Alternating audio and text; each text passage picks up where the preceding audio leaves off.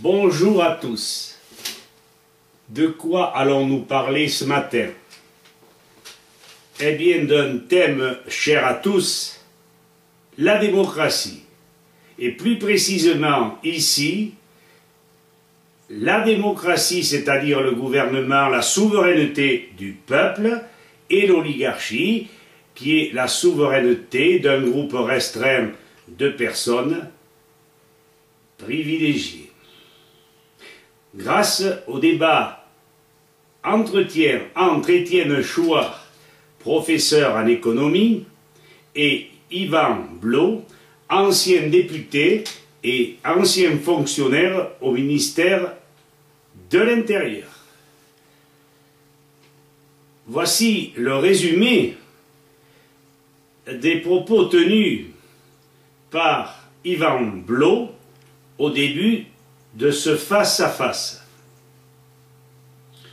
Le système dans lequel vit notre République est un système oligarchique, d'après ce que j'ai compris après avoir réfléchi sur les propos de ces deux personnes.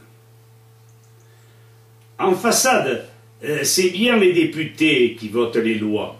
En réalité, les lois sont préparées par les fonctionnaires en liaison avec les représentants des groupes de pression, syndicats patronaux, d'ouvriers, associations diverses. Les médias jouent également un rôle puisqu'ils trient ce qui doit passer ou non dans la presse, avec le concours, évidemment, des fonctionnaires de l'État. Les partis jouent un rôle manifeste dans la préparation des lois. Les parlementaires obéissent à leur chef de parti. Les députés de la majorité reçoivent les consignes du gouvernement et ne peuvent en aucun cas changer une seule virgule au projet de loi. Un député représente davantage le parti que les citoyens. Retenez-le, ceci, c'est très important. Et je n'ai pas l'habitude de mentir. La peur de ne pas être réélu tient davantage au parti qu'aux citoyens. Sans obéissance, ils perdent, ces députés, l'investiture de leur parti. Un groupe organisé, oligarchique, légifère sous les ordres de l'exécutif.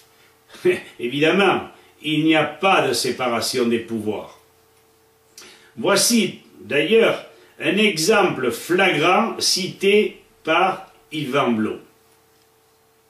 Les droits de succession sur les petites entreprises, je le répète, est un exemple flagrant cité par ce dernier. À la mort du propriétaire de l'entreprise, les droits sont tels qu'ils tuent cette petite entreprise. La réduction des droits de succession, appuyée par Georges Chavannes, ancien député, ministre en 1987 du Commerce et de l'Artisanat, ne put se concrétiser par l'intervention en pleine assemblée de Daniel C. Vous trouverez son nom que je coupe sur Internet. Cette intervention, je le répète, en pleine assemblée, de ce directeur du ministre des Finances, directeur de cabinet, ancien président de la Société Générale, tiens donc, une banque de plus, tient à peu près ce langage.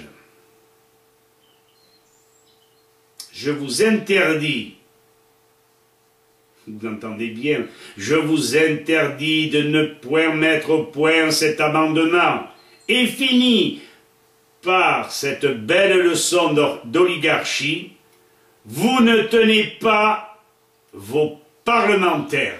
Voilà où la France en est. Voilà comment se passent les choses à l'Assemblée nationale, sans parler de l'absence d'une bonne majorité des députés, sans parler de bien d'autres choses. L'essentiel a été dit. Maintenant, citoyens, vous êtes en face de vos responsabilités. Et j'ajoute que lorsque vous votez pour la gauche, ou que vous votiez pour la droite, que vous votiez pour l'extrême gauche, ou que vous votiez pour l'extrême droite, ces gens-là seront toujours prisonniers de leur élection.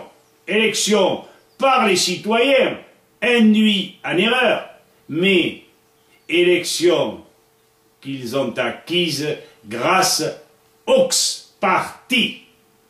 Vous avez été prévenus, citoyens. À présent, où l'on change de système, où l'on reste quiet, et on accepte cette oligarchie. Demain, peut-être grâce à vos actions, nous irons vers une assemblée constituante et une révision profonde de notre Constitution. Je ne dis pas vive la France, je dis simplement Français, montrez vos attributs, montrez que vous avez compris et que vous ne vous laisserez plus faire. Vous voulez votre souveraineté, eh bien obtenez-la d'une manière loyale, ferme, déterminée. Je vous remercie de votre attention. À bientôt, chers auditeurs, chers spectateurs. Merci.